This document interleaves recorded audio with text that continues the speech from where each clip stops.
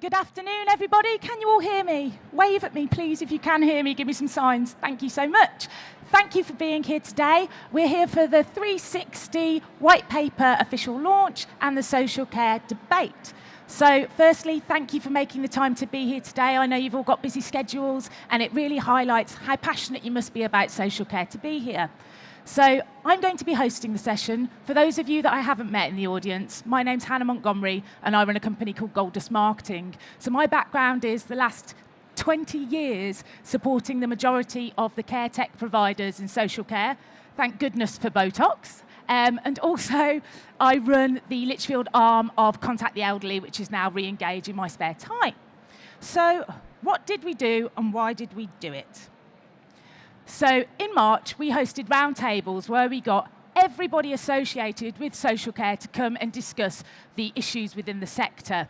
So we got representation from local authorities, care homes, home care providers, care charities, the care workers themselves, the people receiving the care and their families. We also got people supplying into care, so care recruiters, care tech providers, all of those kind of people.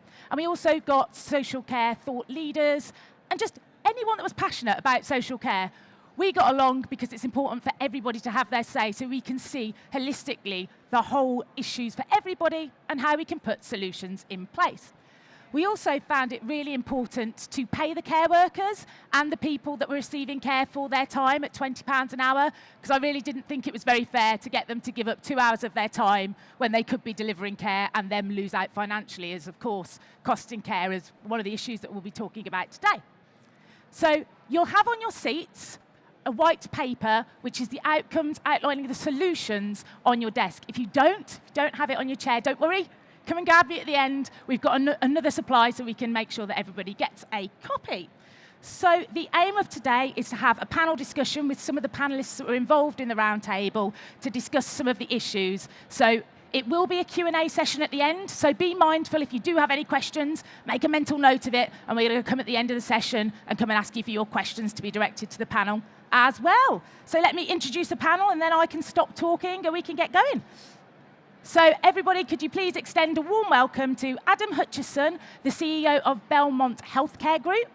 We've also got Adam Pennell, the Director of Social Care from the Institute of Health and Social Care Management. We have got Jane Townson, there we go, CEO of the Homecare Association. We've got Lee Truman, Commercial Director at NDG Artificial Intelligence. And we've got Mark Tops, the Business Manager from Essex Cares. So the first question we're going to go with is the new Health and Social Care Levy and the Chancellor's spring statement. Will it solve the crisis? So I'm going to ask if Mark could please take the lead on this question. Hello, everyone. I think for me, the report highlights the need for clarity, and I think we have the government's Heart of Care reform white paper, but I think the government's failed to kind of communicate that effectively and to get kind of the message out. Leading up to this, I did a poll online, and only 16% of people that responded had either heard of it or had read it. So I think there's a massive gap in that kind of reform paper kind of being known about. I think when you kind of look at social media by the politicians that we've got, a lot of the talk is about the NHS, and how that money is going to be used to, build diagnostic centres, speed up waiting times, but actually nobody really mentions social care, and it seems to have been forgotten about. And I think, there's a strong message that we can't fix social care if we can't fix the NHS if we don't fix social care. I think the levy itself, we've got a large majority of the workforce that are on low pay, and actually with increased utility bills and, the wages aren't going up, the levy itself just introduces a new additional amount of money that they've got to find, and actually the lowest paid are the hardest hit. I think some of my work that I do with NACAS, we've actually heard from care workers that have actually said, they're on the benefit system, but actually they're finding that they're actually better off to rely totally on the state. And that's not what we want. We don't want people leaving the sector because they're harder off. We want to introduce people into the sector. We don't want people, to come to work to not make any money. I think for me, the white paper really highlights that there's a major recruitment issue, and we know that. But actually, I don't think the government kind of got a plan that's really going to fix that. I think it's ironic that the care workforce that has kept us going through the pandemic are the ones that are going to be hit hardest. I think, talking about the government, they have that clear vision for social care, but I think us working in social care, we're still waiting for what that plan is. I think there's a lot of kind of talks and people talking and having meetings, but it's the same kind of things going on, and nowhere actually moving it forward. I think the levy itself doesn't come close to fixing some of the issues that we face in either health or social care. Instead, it just penalises most of the workforce. I think we know that there's over 500,000 people waiting for home care in England alone, and I think we need the government to ensure that they're held accountable for reform, and that it's actually a reform that equally benefits both health and social care. Thank you very much. Anyone else got anything else to add? I just find it really interesting that we've got a social care levy. It was pinned as a social care levy. We are increasing the money to support social care further. And within the space of 6 months, it's now become an NHS tax, which we're being privileged to having 5 billion of. And there's got to be something about having this parity. I'm not going to sit here and go, we don't want to be friends with the NHS. I'm not going to sit here and go that we don't want to work together. But the approach they've taken to this levy, the way they're dishing out the money, is only going to further the disparity between the two sectors. I use the term sector loosely. What we need to be doing is using that money to bring unity together. We need to be looking at this 36 billion going, how can we spend this to not only improve social care and fix the problems, but bring both sides together? How can we use this to shape a real future for health and social care? And we failed to do it. We've got till 2023 to use this money. Nothing's going to be put in place plan-wise, and I just feel it's going to be a case of, oh, we've got all this money, they've done nothing with it, so what was the point, and what was the point in that exercise? It was poorly planned, and I worry that unless we actually work together moving forwards with those funds, it's going to be for naught. Go for it, Jane. Yeah, I think some of the key problems that the NHS has with reducing waiting lists can't be solved just by throwing money at the NHS. Inability to discharge people back home, to access home-based support and care and other community services is reducing the ability of the NHS to admit new people, and that means that ambulances can't drop people off quickly. So it has an effect through the whole system. The NHS isn't going to be able to meet its targets unless the funding is distributed more equitably. But the challenge is that politically, voters like the NHS, and as the politicians see it, there are no votes to be won in social care. So that's what we've got to try to do, and actually work. Actually, a lot of NHS chief executives and other senior people are saying exactly the same thing. Yeah. They want money to go to help, community-based services. So that's where we need to try and encourage more action. Go for it, Adam. But one of the major things is it's a campaigning piece, because all of the people in this room who've come here today and we're talking about it, we're in social care, so we understand it. One of the wider issues is that there isn't that same campaigning going out into the wider public domain to say to people, this is what social care actually does. You only use it when you need it or it's in crisis, and then you go, oh wow, let's campaign, let's get involved in a charity, let's work for it. That's great, but the problem is we have to be further down where decisions are being made. And ultimately there needs to be a clear message, which the NHS is there to fix acute emergency issues across the public domain, and social care is there to support people afterwards. And it's actually that, in my opinion, humble opinion, it's that simple, but nobody ever discusses that. And we all know that social care will actually solve some of the issues within the NHS. So the message needs to get out so people can campaign more and can actually have an opinion, so that when it comes to making a choice on the services that they need at a particular time in their life, they're made, they can turn around to a local authority and say, no, that's not what I need, I want this, because they know what they need rather than being told what they need. So votes are cast because people assume that's the process. Oh, it's the NHS. You talk to somebody over the age of 65 who potentially has, early onset dementia. If they have an issue at home, the first thing they're going to do is dial 999. That's inherently ingrained in our society to do. But I can guarantee you that probably 95% of the time that's the wrong solution, because it could be fixed by something in social care and take the pressure off. But nobody talks about solving that. That is ultimately what we need to do with things like this in terms of campaigning for a wider understanding of what the services do, or the sectors, as Adam put it earlier.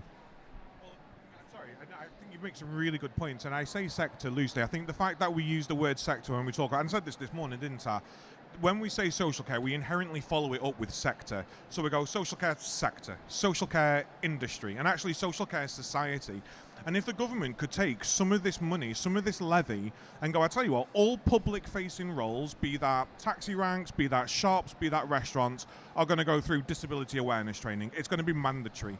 It's going to be mandatory that everyone goes through dementia awareness training. If we can rope the rest of society into understanding what people in society are living with, the return on investment for social care will be incredible, because it won't be a burden on the industry, on the sectors to do it. We're going to put that ownership back into society as well. It's about making sure everyone's aware of the issue, and it would help with the campaigning aspect to get people fully on board and fully invested. Fabulous. I love the passion already. I love it. Right, let's go on to our next question, our next topic. So, regulators, the CQC's new strategy, what will the impact be? So if I could ask Adam, Purnell, if you'd lead on this one, please. I'm going to preface this like I do with my chat show every week, and the views are my own and not of the Institute's. I am an ex-registered manager. I am a home care manager. I was a residential manager. I spent the last 3.5 years of my role uninspected. We'd got one inspection, and then 3.5 years later, I left my role, joined the Institute with no inspection. And I feel that we put so much trust within our regulators to tell us that we're doing well, to tell us that we're succeeding and that everyone's happy with our care. The fact that we pay them to tell us this, we pay them our service fees for them to come and tell us how rubbish we are, I think is an insult. And I will always remember an email I got right at the beginning of the pandemic. We can't do anything. We can't come into your care home. We can't come to your service, but we trust you to make those right decisions. See you on the other side. Good luck. And we had no idea how long this pandemic was going to go on. And in that, they've decided to look internally and rebrand and go, this is how we're going to approach things. This is how we're going to become better to make it easier for care providers. The one thing they have failed to realise is care providers are time poor. So it is going to be great to have an inspection system which is more fluid and more constant. But in doing so, it's going to require more data input from the providers. It's going to take more time to fill these forms out, to fill these web forms out, alongside everyone else who's hungry for our data, because everyone else wants to know what we're doing. Everyone else wants to know what we're achieving and what we're not achieving and where we're failing and where we're succeeding. And as managers, we're going to become complacent. We're going to go, oh, I'll just put it the same as what I did in the last month. It'll be absolutely fine. Nothing's really changed. And then what we'll do is we'll end up with the same data that Skills for Care have from the adult social care workforce data set, which no one completes properly. And then we've got a load of data that Skills for Care go, isn't this fantastic? And this is what the sector is telling us. And yeah, the sector's telling you that because they're fed up of putting data in somewhere. What we need is an intuitive regulator that's going to come to us and go, right, before we ask you what you need from our inspection services, we're going to go to the people you're supporting. And we're going to go to them and go, what do you want to see from the regulator? How should we be regulating your services? How should we be looking at how well your provider is doing? I think for providers, we're getting so hung up on this idea that CQC are the be-all and end-all. We all want these stars. We want to become outstanding. And the minute we start thinking we want to become outstanding to get that from the regulator, we're losing touch with the fact that actually we want to make sure that the people who are receiving our support think we're outstanding. Because if they don't, and if CQC come and go, oh, this is staying in a 5-star hotel. It's got 5 stars. It's wonderful. It's amazing. You go, oh, I'm telling everyone I'm staying in a 5-star hotel. And you go and the service is crap. But it doesn't matter because they're a 5-star hotel and everyone knows they're 5 stars. If you're an outstanding care service and you've got your outstanding stars, wonderful, amazing. If nobody in your service thinks that you're outstanding, it's not worth its weight in gold. It's just pointless. And it's this idea, it's this mindset that they're going to continue with their new inspection framework. It is losing touch with the people and how it actually matters. I feel a bit of a fraud. I'm 6 months removed from the care sector. So please sit here and tell me I'm wrong. But I don't have the hope that this new way of inspection is going to work. I feel it's going to benefit the inspectors. I remember mid-pandemic, We know what it's like being a manager. You know, you never clock off. You never clock off. I got a malicious safeguarding alert. It was completely malicious, unsubstantiated. 4:30 in the afternoon. It went through safeguarding. It went through CQC. It went through Public Health England. And I phoned my inspector and said, look, I'm stuck here. I've got a pandemic. So safeguarding can't come in and look at my paperwork.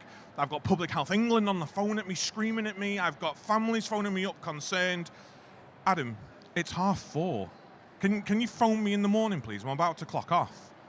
And how is that a world-class regulator? How is that going to be addressed with us putting more data in? What we need is more input from the actual regulators themselves, not from us. They should be asking to help us, not asking us to make their jobs easier. But, you know, it could work. So that's my view. That's all I've got for this time for this. Sorry, No, gosh, I apologise. No, I love it. I love it. The passion is there, which is exactly what we want to do. So this is one of the big questions, really, that I'm going to lead with the other Adam to take on. The cost of care, what other support could help? Okay. I don't know. No, joking. So the cost of care is a really interesting one because it's an awareness piece. It's about bringing things out into the public domain for people to understand actually what's delivered when you're looking at a care service. So let's just break down a care home as a facility. You know, it is essentially a private dwelling that's offering care support for an individual. And I always use the analogy of looking at your own household and what has happened to that household over the last 12 months and what's going to happen over the next 12 months moving forward. The cost of those initial sort of what we call hotel and management costs are just gradually going like this every single day. And, you know, there is no support for everyone out in their own general homes, so you can imagine what that's starting to put pressure on a care service. Then we want to all employ a number of people. Mark mentioned earlier on we have a huge recruitment problem. So how do we inspire people to come into a sector which is essentially struggling to recruit? So we have to break the back of what care actually does. We have to make people aware of what care actually does and how it supports people not only in the community, which I'm sure Jane can input on in a bit, but certainly, you know, I'm a care home operator predominantly, and so we face a series of challenges. So we've got two options. What we could do is we could sit there as probably, I've been in this sector now for nearly a decade, and I've gone to loads of meetings, loads of conferences, loads of trade association meetings, and you get the same people around the table all moaning about the local authority don't pay us enough, the local authority don't pay us enough. I was around at the Outstanding Society stand around the corner, and I was having a chat with one of the outstanding operators over there, and we were looking at each other and saying, well, we don't actually have those challenges in terms of cost of care. We support other people and we talk to other people. Why is it that we don't have those challenges? It's because we have to set the stall out about what it is and be proud of the services that we deliver and get the right return for those services, which in turn creates good quality.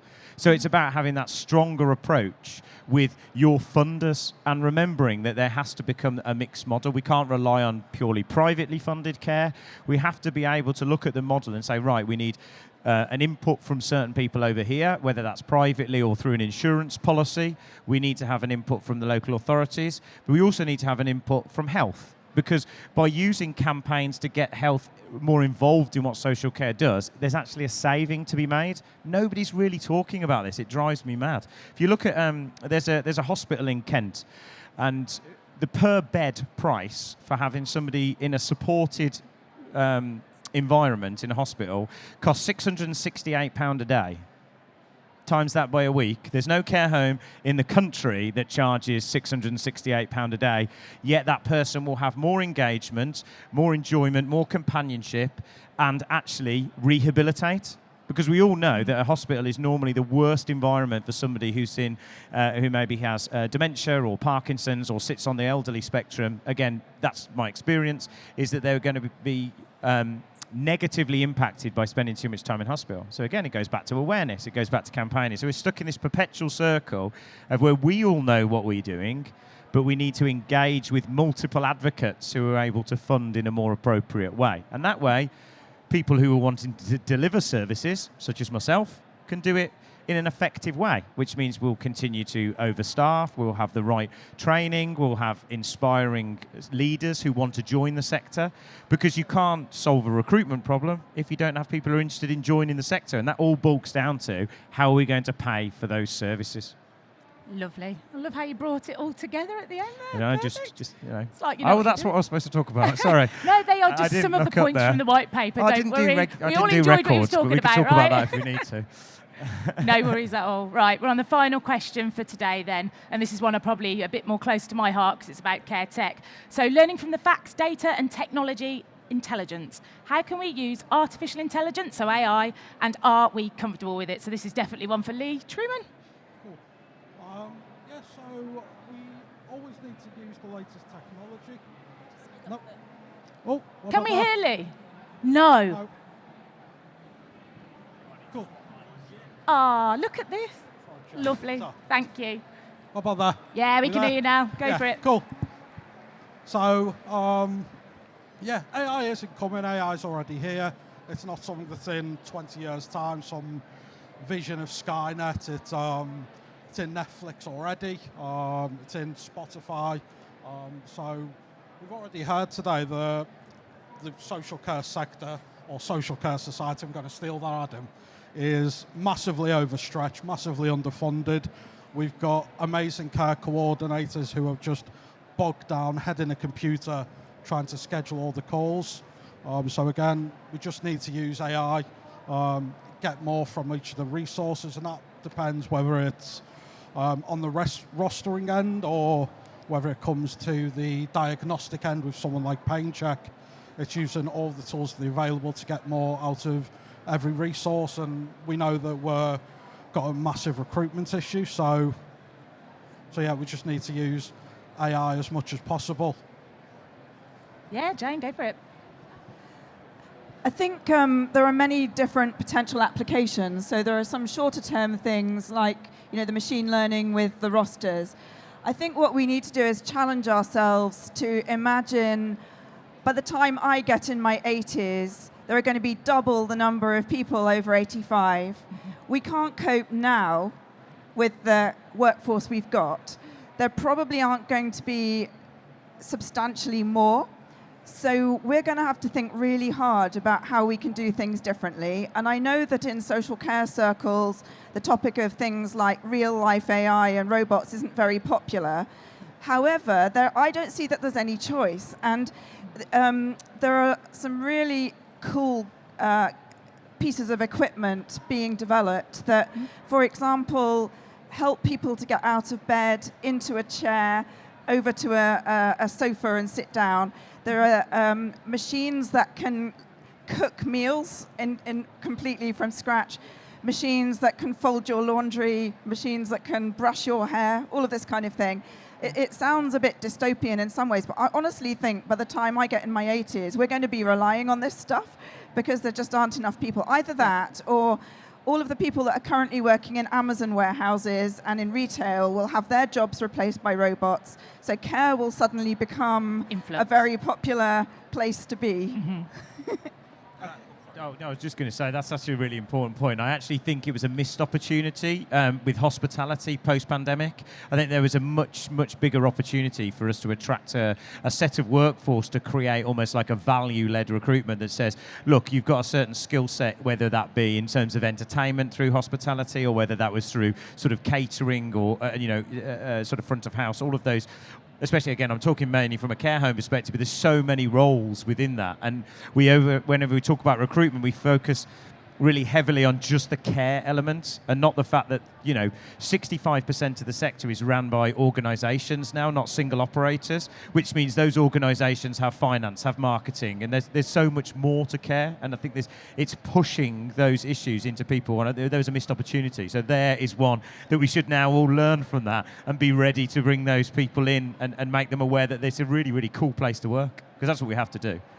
And let's not forget, we want to attract the younger generations to social care. So if we can go, you're going to work in social care, and there's going to be robots, and there's going to be AR, and there's going to be VR, it's going to be exciting. But let's not get hung up on the idea that we want robots to come in here and help people with their continence needs and their care needs. If we could get AI and technology to take away all that boring stuff we never want to do, to take away all of that logistical rubbish that takes up our time, so that we can go into work and sit down with Doris and have a cup of tea, or we can take Mike out to play football, or we can go and actually do what we want to do in care. It's going to become a better place to work anyway. So it's not going to be a case of come in and spend your time doing care plans. It's going to be come in, this software's amazing, it tells us everything we need to do. All we need to do is action what that data is telling us, and we can have a cracking time working in care. So the return on investment, like I say, on using technology to get rid of the boring stuff is going to help us. It doesn't have to just be robot maids and people wheeling in and vacuums and all of that. It is getting rid of the boring stuff.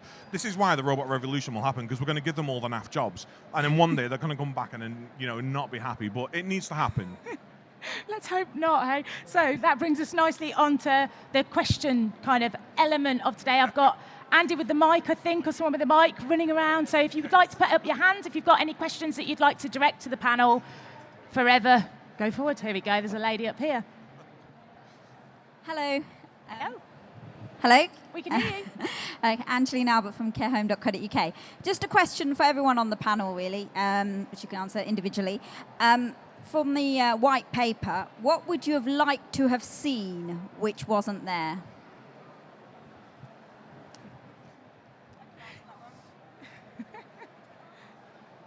Go on then, Adam. At the end of it, it's not that it necessarily wasn't there, because I think the debate was quite broad and there was lots of things discussed.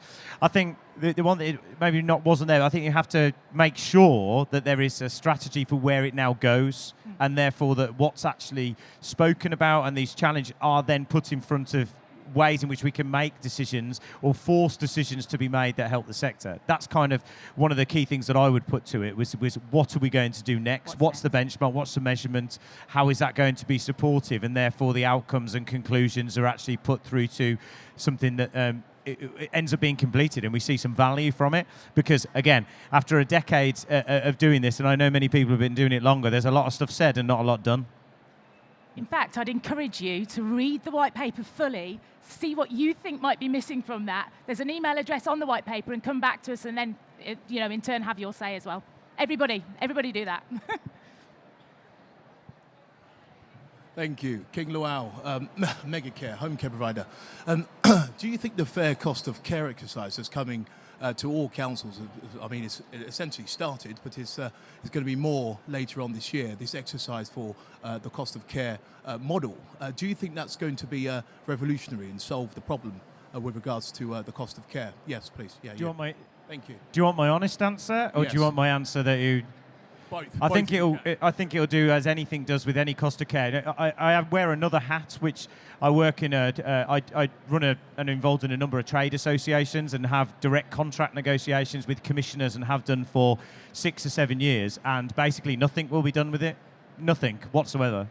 It will be another piece of work that a lot of money is spent on, and nothing will ultimately come from it. But that's because we're looking at it the wrong way. It has to be provider-led.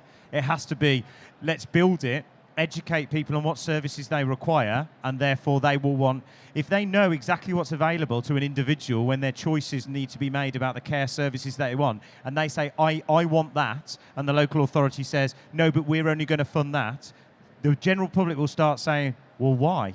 I want that service. Why won't you allow me to access it? And what will start to happen is they'll go, because we don't want to pay for it. And then we can start having a proper conversation. What's going to happen is we're going to have constant debate and spreadsheets, and people are going to put loads more data, but nothing's ultimately going to get done until the network of providers actually go, this is what we're charging, this is what you get for that. We have to be much more transparent. We can't have too much, it doesn't help that every time you start charging more, somebody ends up in the paper that they've got a Bentley and, 19 houses. Things like that don't help, but we have to be very, very clear what people are going to get for the services and how much they cost for us. That'd be great. But it won't be solved by the local authority. And if we think it is, we'll give up now, because they don't have a clue what they're doing. Go on, Jane. Yeah, I think the concept of a fair cost of care is a good one. The problem is that they've probably put in about 10 times too little money, and therefore it's going to create risk, because if they start to try and dictate what the cost, what providers can charge, that's going to destabilize the services. And also, a lot of citizens, I think, have been given the idea that they're going to be able to access care at local authority rates and so on. And that's going to, I think, cause quite a lot of difficulty too. They're going to have a lot of appeals. I think on the positive side, the fact that local authorities have to do this exercise means that they will be forced to pay attention to provider costs and to try to understand them. My concern is that their providers are being asked to put in current costs, and it's sort of potentially baking in poor practice. So just as a current example, you know, many home care providers are only paid enough to pay mileage rates of, say, 10p a mile, in contrast to the NHS, which receives 54p a mile. So they're going to put in their cost of care exercise, our mileage rate is 10p a mile. No one thinks that's a good idea, but that then becomes, you know, sort of set into the whole system. And the problem fundamentally, you know, I don't know if there's any local authority commissioners here, but most of them would like to pay more than they are, because they know that there are problems with recruitment. They want the workforce to be better rewarded. They're not all sitting there going, "Mwah, ha, ha, ha, you know, how can we screw you over?" They're really not. But the money just isn't in the system, and until we get that, we're going to be stuck. But you talk about money not being available. Well, there's the crux of the problem, because there's plenty of money available, but it's in the wrong place. So if we keep barking and up the same tree of saying we need more money, you get the same thing as, well, it's mainly a predominantly private operated sector. Therefore, we don't want to give more money to those people. Therefore, it has to go to the NHS because that's votable, and therefore I can win a seat on that. So we're still going back to the same point that I think which runs through all of the questions of this white paper, around the fact that there is plenty of money in there, but we're not getting it to the right place. But it's how do we solve that? That's kind of like the crystal. How do we get to a point where we can break the back of going, the money that's been spent here will be more effectively spent there, and therefore we'll have a better outcome. There are certain people that control that conversations that aren't allowing that to flow. There has to be, because anybody who just takes any analysis of a local authority versus the NHS can see that the reward versus the income is totally skewed. I think it's going to revolutionise care by making the postcode lottery of access to good care true. That, for me, is going to be the honest answer. I think it's going to cripple a lot of businesses, and I think we need to ask ourselves that the local authorities are busy enough as it is at the moment. Care coordinators are busy enough as it is at the moment. If we then allow the public, and I'm not saying they shouldn't be allowed, they should, but if we then say to the public, look, you can go and ask your local authority to go and source that care for you, they're going to have to get a load more people to come and work at their local authorities to do that. They're not going to take that from the 30 billion that the NHS are getting from the increase in the levy. They're going to take it from our minuscule 5 billion. So as much as this money's coming towards social care, it's going to get siphoned off into all the wrong areas, just like we're saying. So they will be revolutionary by putting a final nail in the coffin for social care, in my opinion. The most annoying thing is that some NHS trusts are starting to deliver home care themselves because they've got the money, and that doesn't seem like a very good way of going about things either. And that, they're only doing part of it anyway, the hospital discharge part. So it's difficult to operate efficiently. Is there another question from you? 1, 2.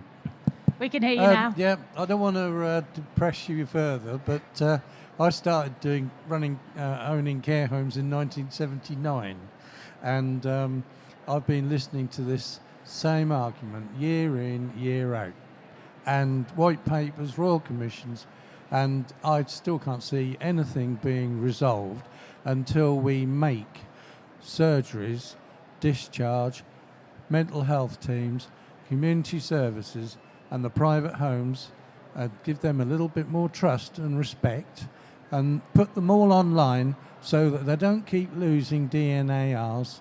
And in Norfolk, we have got the worst of all sorts of things. Our local authority is the worst performing in the whole of East Anglia. Our ambulance service in Wells next to sea is the slowest in the country. We've had issues with all sorts. Most of our hospitals are inadequate.